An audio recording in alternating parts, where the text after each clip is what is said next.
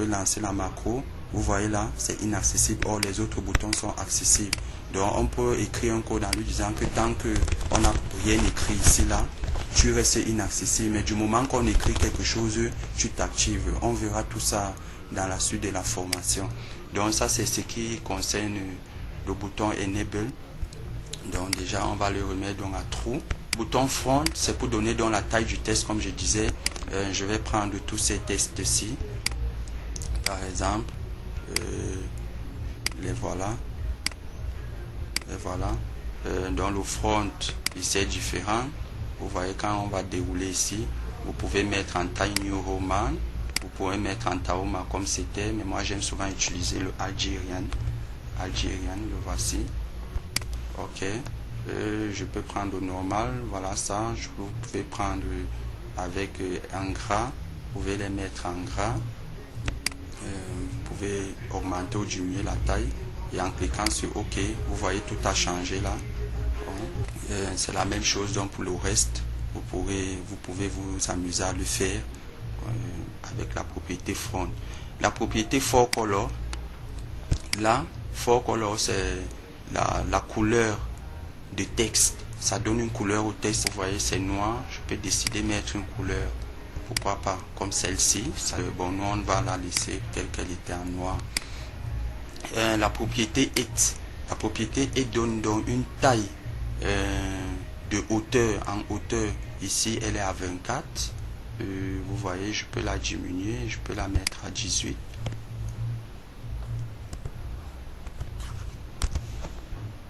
Voilà. Là, voilà, elle diminue. Et si je sélectionne donc tous les autres, je sais qu'une taille de 14 peut les aller.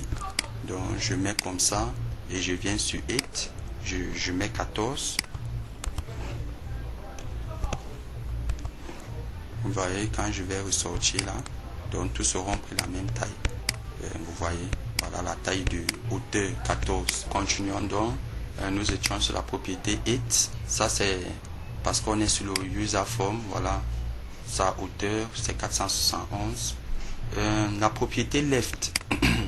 La propriété left ici, déjà nous sommes sur user form, donc le user form lui il est à 0, mais par rapport aux autres outils, les outils seront décalés du user form d'une certaine distance à gauche. C'est sur la propriété left que ça se fait. Je peux donc décider à ce que tous les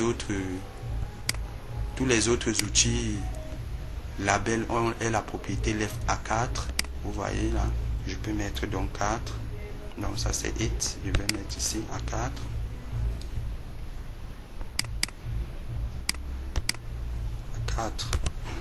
Voilà, ils se sont tous alignés à 4. La propriété picture généralement c'est pour la combo box. Oui, même la test box a aussi une propriété. Le label a une propriété picture. Ça dépend s'il est grand, ce que vous voulez mettre comme fond d'écran derrière. Le user form direct, si je passe sur picture.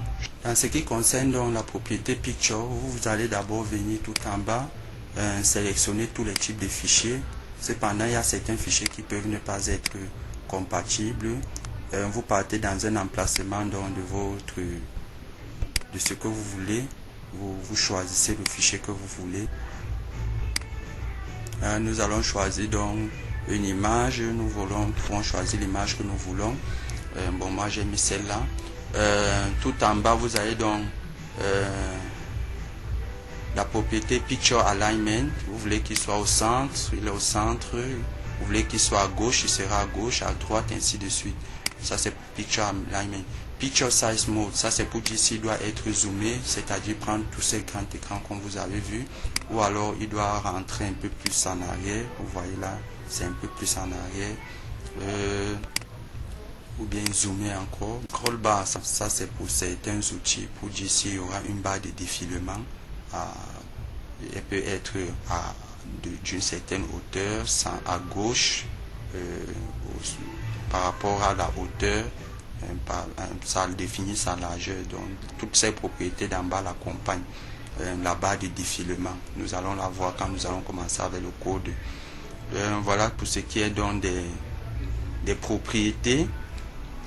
Width ici c'est la propriété largeur Si je clique sur un outil là, je peux définir immédiatement sa largeur. Ici elle a 120, je peux dire peut-être qu'elle soit peut-être à 80.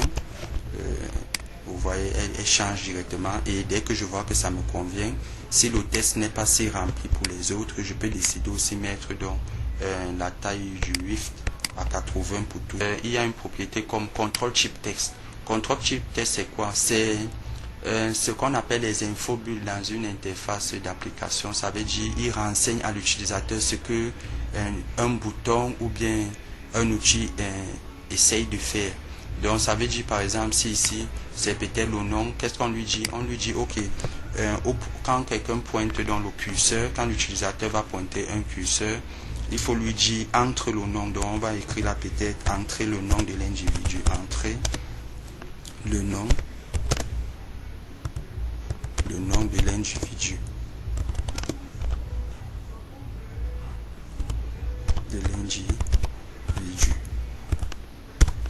Donc on va lui dire entrer le nom de l'individu, ça dépend du projet. Vous pouvez dire entrer le nom du patient, entrer le numéro de matricule ou le matricule de l'élève.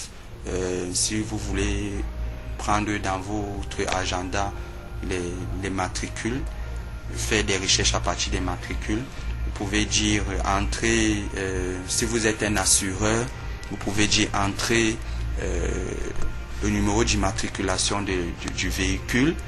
En fonction du numéro d'immatriculation du véhicule, vous avez les informations sur la personne. Tout dépend du projet, comme je disais. Ici, on peut dire valider pour confirmer vos enregistrements. Nous sommes toujours dans la propriété control chip text. On va dire là valider,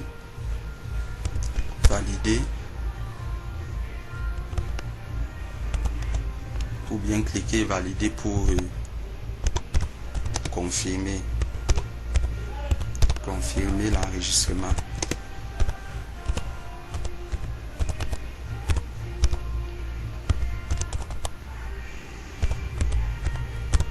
Donc cliquez valider pour confirmer l'enregistrement. Ça veut dire chaque fois qu'on va donc lancer notre user form, qu'on sera en train de travailler sur notre interface utilisateur, voilà. Vous voyez ici, dès que je clique, on dit entrer le nom de l'individu. Si je viens ici, on va dire valider pour confirmer l'enregistrement. Ça, c'est pour que votre interface dialogue avec l'utilisateur. Par contre, là, on n'avait rien mis. Vous voyez, rien ne se passe. Rien ne se passe là parce qu'on n'avait rien mis. Bon, il y a AutoTab. Ça, c'est pour dire si on doit de temps en temps aller à la ligne dans une combo box. Nous allons voir ça. Ça, c'est pour des endroits où on aura beaucoup de texte. Déjà, dans l'agenda numérique, dont je mettrai la description, le lien en description auquel vous pourrez accéder. Vous allez voir comment tout ça fonctionne et je présenterai de son utilisation. Vous verrez comment tout ça fonctionne. Ça c'est AutoTab pour dire quand on saisit un test, si on va là à la ligne, on part à la ligne. Il y a cette propriété AutoTabs. Bon, locked, c'est pour ces fonctions comme enable. Ici c'est pour bloquer un outil. Nous avons encore quoi? Texte, la propriété texte, c'est pour que au départ peut-être un texte soit déjà présent. Vous voyez, quand j'écris n'importe quoi là, c'est déjà présent. Donc au lancement de la macro, le texte sera présent dans le truc. Il est différent du caption. Ici c'est autre chose, c'est en fonction du projet. Quand nous allons travailler dans la suite de cette formation, vous comprendrez beaucoup plus en profondeur ce qui est de la propriété texte. Ok, donc là nous allons l'enlever. Les dernières propriétés ne se trouvent pas ici, nous allons les utiliser immédiatement ici. C'est quelle propriété? Lorsque vous sélectionnez les labels du même genre, par exemple comme les labels ou bien des outils, vous voyez là, en faisant un clic droit, vous pouvez couper, copier, supprimer, avoir d'autres propriétés, aligner. Bon, nous allons faire un alignement. Vous avez l'alignement à gauche, l'alignement au centre, à droite, ainsi de suite. Mais tout, comme je dis, tout est toujours fonction du projet. Ici, vous voyez qu'on ne peut que les aligner à quel niveau? Au milieu. Donc, en cliquant sur milieu, vous voyez donc ça s'aligne de telle sorte que ce soit au milieu. Vous pouvez définir aussi la taille, uniformiser leur taille. vous pouvez demander à uniformiser leur taille en largeur, en hauteur ou alors les deux. Bon, nous allons la définir en hauteur. Vous voyez, elle a pris immédiatement la même hauteur. Vous pouvez aussi définir donc cette hauteur là immédiatement à partir de la propriété it, lui donner la hauteur qui va correspondre pour les deux et de telle sorte qu'ils soient déjà alignés puisqu'ils sont à même hauteur. Déjà, nous pouvons sélectionner tout ceci. Demander leur alignement à gauche, qu'ils soient alignés à gauche. Vous voyez, ils ont occupé là. Nous pouvons demander qu'on uniformise leur taille. Sur les deux, vous voyez, ils ont déjà eu la même taille. Même chose pour ceci. Nous pouvons demander un alignement. Déjà, ceux-ci sont alignés à gauche. Nous pouvons demander d'uniformiser aussi la taille. Sur les deux, non, ça ne marche pas ici parce que ça a trop rétréci pour certains.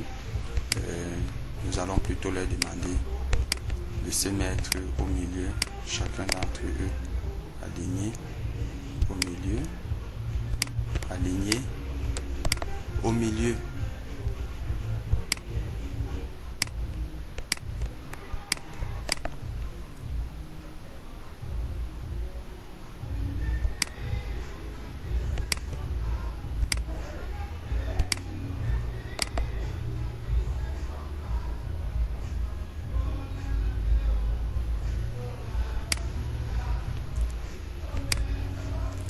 Bon, ceci, nous allons retirer sa taille ici. Vous pouvez aussi dans les sélectionner certains outils. En appuyant sur Shift, je sélectionne tous les outils que je veux. Je peux les porter ou les déplacer. Donc, vous voyez. Et voici aussi.